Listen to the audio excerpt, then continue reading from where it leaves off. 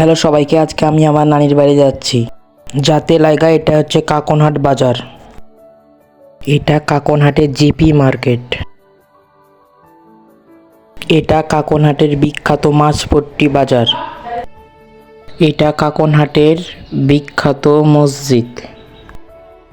এটা Kakanhat railway station.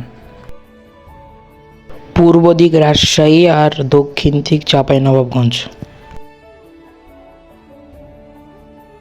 আল্লাহর নামে রওনা দিলাম। জমিতে আলু চাষ করেছে, ধান লাগাইছে। এটা হচ্ছে সেই বিখ্যাত খোড়া।